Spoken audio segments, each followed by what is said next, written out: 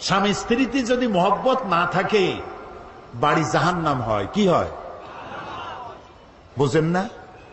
যেই বাড়িতে স্বামী স্ত্রীতে মহব্বত নাই, আপনার বাড়িতে আপনি 1000 কোটি টাকার মালিক হন, গুলশানে আর বনানীতে বাড়ি থাকুক 40টা, কিন্তু স্ত্রীর সাথে মহব্বত নাই, আপনার বাড়ি আপনার জীবন জাহান্নামের জীবন। ওদের দেশে তাই, স্বামী তার স্ত্রীকে বিশ্বাস করে না, স্ত্রী তার স্বামীকে বিশ্বাস করে না। স্ত্রী তার স্বামীরে বলে যে আজকের রাতে আমার বয়ফ্রেন্ড আমার সাথে রাত কাটাবে, তুমি অন্য কোনো ফ্ল্যাটে অথবা রেস্টুরেন্টে গিয়ে থাকো। স্বামী বেচারা যদি অসন্তুষ্ট হয়ে পুলিশে খবর দেয়, যদি পুলিশকে স্বামী যদি তার স্ত্রীকে এই কাজে বাধা দেয়, তাহলে স্ত্রী 999 ডায়াল করে, সাথে সাথে থানা থেকে পুলিশ আসে। স্ত্রী নালিশ করে, আমি আমার বয়ফ্রেন্ড নিয়ে ঘুরবো, মার্কেটিং করব, রাত কাটাবো, সে আমার মৌলিক অধিকারের উপরে হস্তক্ষেপ করেছে, সে আমাকে বাধা দেয়। পুলিশ বলবে, বেটা তোমার স্ত্রী একটা বয়ফ্রেন্ড কেন, 15টা বয়ফ্রেন্ড নিয়ে থাকবে, তাতে তোর কি, যা বড় বাইরে চলে যা। এই হলো সভ্যতা। প্রিয় ভাই, সব বানানো কথা বলার অভ্যাস আমার নাই। আমার চোখে দেখেছি মা নিজের বাচ্চাকে পুশ চেয়ারে করে রাস্তা দিয়ে ঠেলে নিয়ে যায়, আর কুত্তার বাচ্চা কোলে নিয়ে হাঁটে। এই সন্তান তার মাকে কেন শ্রদ্ধা করবে, কেন ভালোবাসবে? ওই স্বামী তার স্ত্রীর জন্য প্রাণ দিবে কেন? যে স্ত্রী তার স্বামীর সামনে ভিন্ন পুরুষের কণ্ঠলগ্ন হয়ে থাকে। এবং ওই স্ত্রীও বা স্বামীকে শ্রদ্ধা করবে কেন? যে স্বামী তার স্ত্রীর সামনে অন্য মেয়েদের বাহুলগ্ন হয়ে থাকে। ভালোবাসা নাই। সেই জন্য বৎসরের মধ্যে একদিন হলেও ভালোবাসার নামে ভনিতা করা লাগে বলে 14ই ফেব্রুয়ারি তারা বেছে নিছে। আমরা ওই জাতিকে বলি, আমি আজকে পরিষ্কার বলতে চাই, এটা বিশ্ব ভালোবাসা দিবস নয়, এটা বিশ্ব বেহায়া দিবস। আমার দরকার নাই তোমার ওই ভালোবাসা, কারণ আমার জন্মই হয়েছে ভালোবাসা দিয়া। আমার রসুল বলেছেন আদ-দীন আন-নাসিহা, ইসলাম হলো ভালোবাসা। ইসলাম মানেই ভালোবাসা, ইসলাম মানেই ভালোবাসা। আজকে তো আর দিবসের অভাব নাই। পিতৃ দিবস, মাতৃ দিবস, নারী দিবস, কন্যা দিবস, স্বাস্থ্য দিবস, কলেরা দিবস, বসন্ত দিবস। এখন আবার শুনতেছি নতুন ভাবে আর এক দেওয়াল লিখন হচ্ছে, বিশ্ব চিন্তা দিবস। আয়োজকদের জিজ্ঞেস করলাম, ভাই বিশ্ব চিন্তা দিবসের থিম কি, বিষয়টা কি? কয় যে আমরা অনেক ভেবেছি যে কি করা যায়, পরে আমরা চিন্তা করলাম বিশ্ব চিন্তা দিবসে আমরা পার্কে, রাস্তায়, আইল্যান্ডে, বিভিন্ন জায়গায় দলবদ্ধ হয়ে বসে চিন্তা করব যে আসলেই আমরা কোনো বিষয় চিন্তা করতেছি কিনা। এগুলো বিশ্ব চিন্তা দিবসের থিম। কপাল পুড়েছে জাতির, আমাদের ভালোবাসা শিখায়। আমার ওইটার দরকার নাই। আমার বাংলাদেশের মতো, মুসলমানদের মতো যৌথ পরিবার পৃথিবীতে নাই। দাদা নিয়া মা, দাদা মা, নানি নানা, ভাই ভাতিজা, বাপ মা একসাথে খাইয়া না খাইয়া এক বাড়িতে আমরা থাকি। আমাদের এই ঐক্যবদ্ধ ফ্যামিলি কেন? আমরা শান্তিতে আছি কেন? পূজা রোজা একসাথে হয় কেন? এই জ্বালা সহ্য হয় না। আমাদের মতো তোরা জ্বলিস না কেন? এই জন্য, সেই জন্য আজ আমাদের ওরা মারবে, কিন্তু আমরা কথা বলতে পারবো না। वो कत्ल भी करते चर्चा नहीं होता, हम आह भी करते बदनाम हो जाता। ও যদি হত্যাও করে তা নিয়ে কোনো সমালোচনা পর্যালোচনা নাই, কারণ সমস্ত মিডিয়া তাদের হাতের মধ্যে। আর আমাকে যখন কলিজে আঘাত করে, আমি বেদনার্ত হয়ে তীরের আঘাতে জর্জরিত হয়ে যদি আমি আহ বলি, সেটাও আমার বদনাম হয়ে যায়। বেটা তুই মুসলমান আহ করলি কেন? আও করতে পারবি না।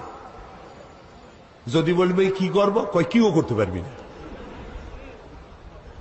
প্রিয় ভাই সব, সুম্মা রাদাদনাহু আসফালা সাফিলিন। দিন আসতেছে, বাদাল উসরি ইউসরা। এই রাত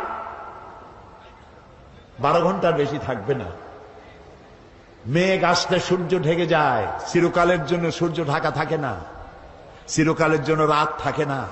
অমাবস্যার রাতের অন্ধকার কৃষ্ণ ঘন এই রাতের শেষে পূর্ব দিগন্ত আলোকিত হয়ে সূর্য উদ্ভাসিত হয়ে যায়। মেঘে ঢাকা আকাশ, মনে হয় কুয়াশায় আর সূর্য দেখা যাবে না। এরপরে আল্লাহ তাআলা কুয়াশার মেঘের মধ্য থেকে সূর্যের আলো দিয়ে পৃথিবীকে উদ্ভাসিত করে দেন। আজ যে দুরবস্থা হয়েছে মুসলমানদের, এই দুরবস্থা থাকবে না, পরিবর্তন হবেই। ইসলামের সূর্য উদিত হবে, হবে, হবে, ইনশাআল্লাহ হবে।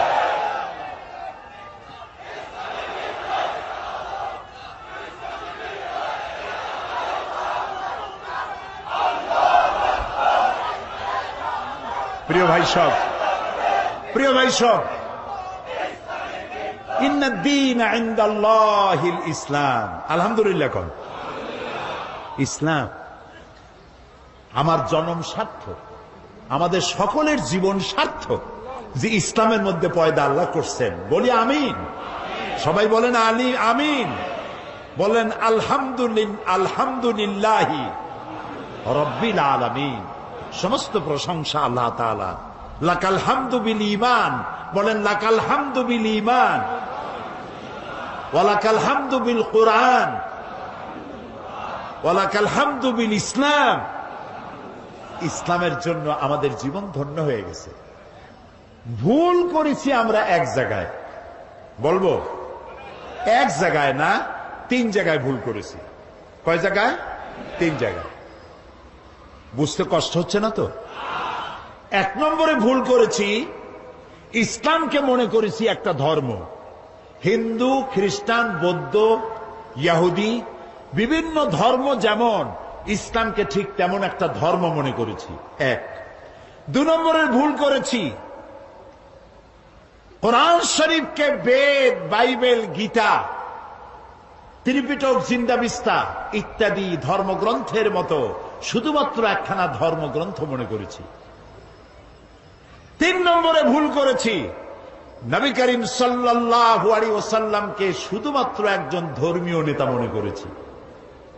এই 3টি গ্রেট মিস্টেক, 3টি শ্রেষ্ঠ ভুল, বড় ভুল, যে ভুলের খেসারত গোটা জাতিকে আরো কতকাল দিতে হবে আল্লাহ তাআলা ভালো জানেন। আল্লাহ আমাদের মাফ করুন, আমরা বলি আমিন। প্রিয় ভাই সব, 1 নম্বরে বলে নিতে চাই, ইসলাম হিন্দু, খ্রিস্টান, বৌদ্ধ অন্যান্য ধর্মের মতো শুধুমাত্র একটি ধর্ম নয়। এটি একটি পরিকল্পনা, এটি একটি স্কিম, এটি একটি জীবন বিধান। আর কোরআন, গীতা, বেদ, বাইবেল অন্য কিতাবের মতো নয়। আমি গীতাকে সম্মান করি, আমি রামায়ণকে সম্মান করি, আমি বেদকে সম্মান করি, আমি ইনজিল, ফুরকান, তাওরাত, জাবুর আল্লাহ যা নাজিল করেছেন সেগুলিকেও সম্মান করি। আমরা সমস্ত নবীদেরকে সম্মান করি। লা নুফাররিকু বাইনা আহাদিম মির রুসুলি। কোন নবীর মধ্যে তারতম্য করি না। আমরা ঈসা আলাইহিস সালামকে সম্মান করি, সুবহানাল্লাহ। ঈসা আলাইহিস সালামের মাকে সম্মান করি। কিন্তু তোমরা সম্মান করতে জানলা না। নিজের সম্মান না থাকলে অন্যকে সম্মান করা যায় না। রাসূলুল্লাহর মাথায় বোমার মতো পাগড়ি পরাইয়া আর অর্ধ নগ্ন নারী 2 পাশে বসাইয়া আমার নবীকে বেইজ্জত করতে পারো নাই, বিশ্বের 600 কোটি মানুষকে বেইজ্জত করেছ, পৃথিবীর সভ্যতাকে বেইজ্জত করেছ। আমার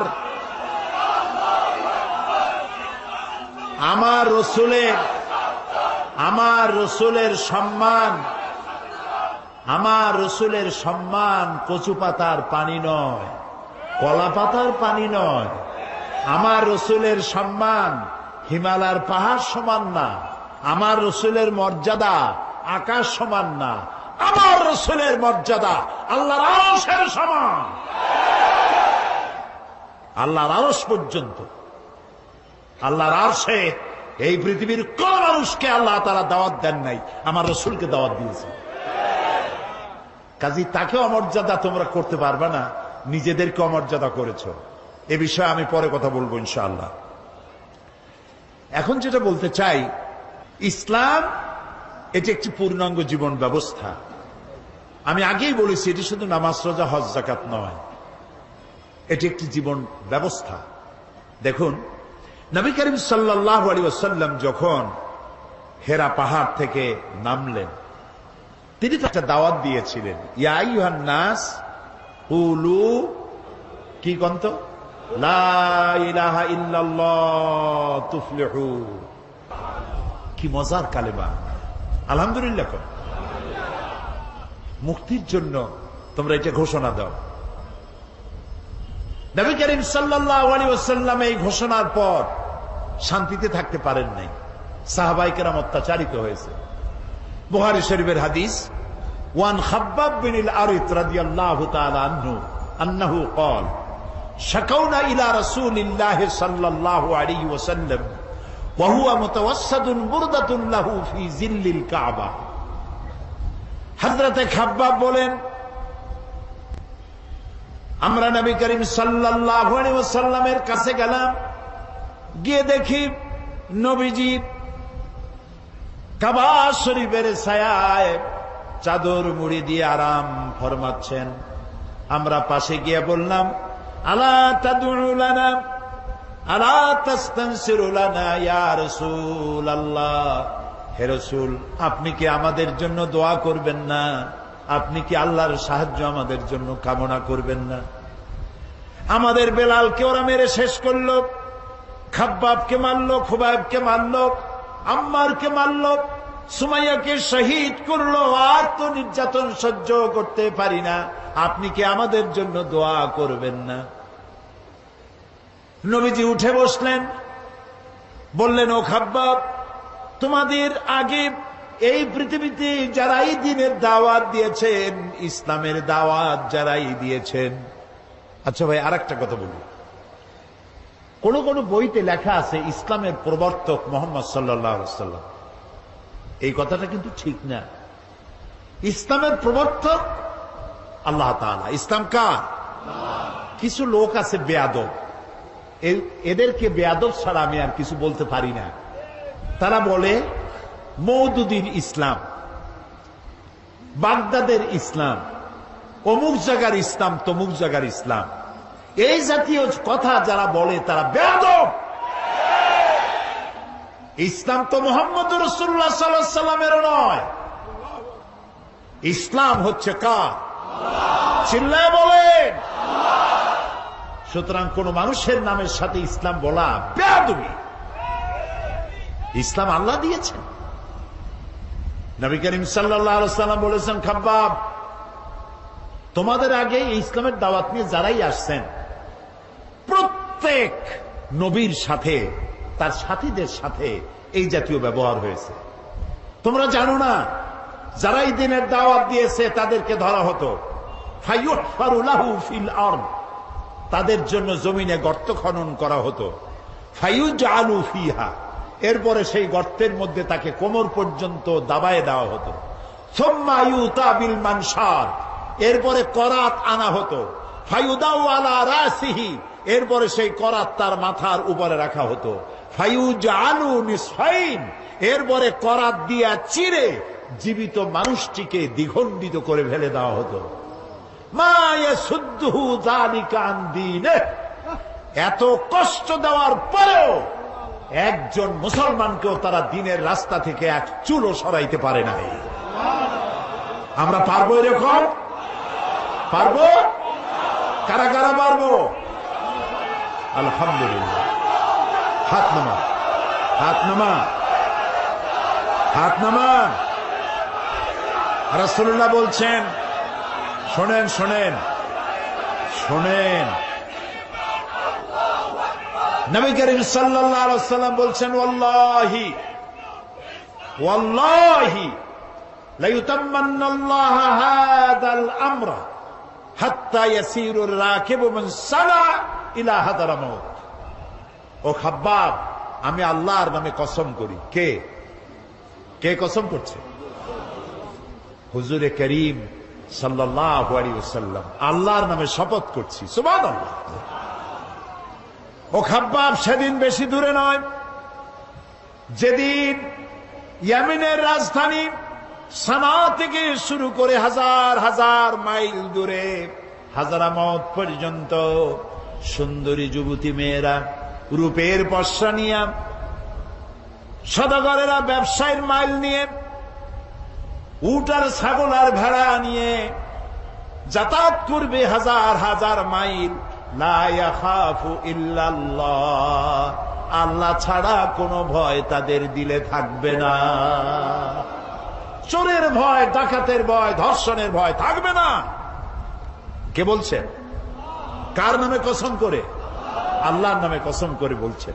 তারপরে রাসূলুল্লাহ বলছেন আবিল যিবু আলা গানামি, তবে হ্যাঁ এই ভয় থাকতে পারে, সাথে যদি উট ছাগল ভেড়া থাকে তো বাঘের ভয় তো থাকতেই পারে। আল্লাহর কথায়, রসুলের কথায় কোনো ফাঁক থাকে না। কথা কি বোঝেন?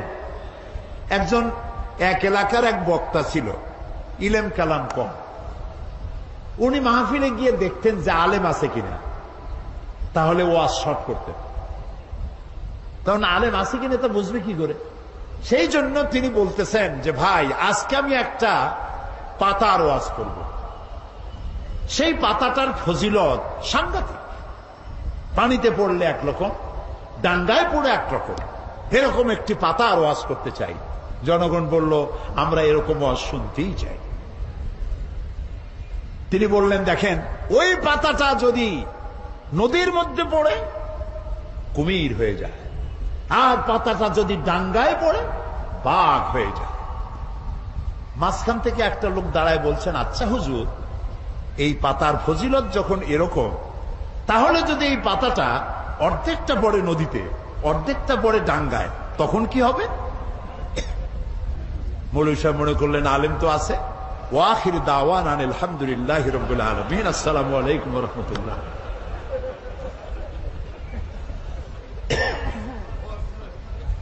তো কথার মধ্যে ফাঁক থাকে মানুষের, কিন্তু কথার মধ্যে ফাঁক থাকে না আল্লাহর, কথার মধ্যে ফাঁক থাকে না রসুলের।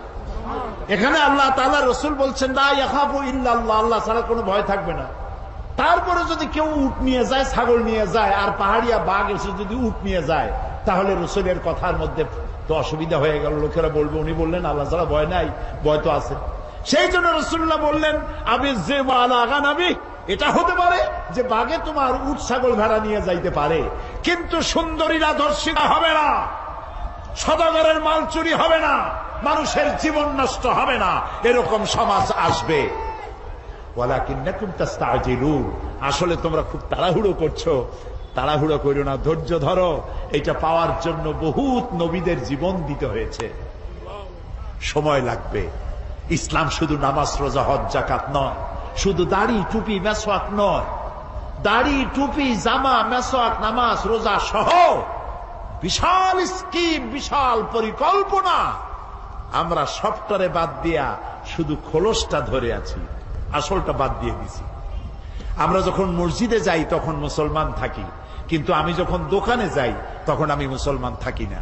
কথা কি বোঝেন? কথা কি বোঝেন? হায় রে মুসলমান, বলতেও লজ্জা করে।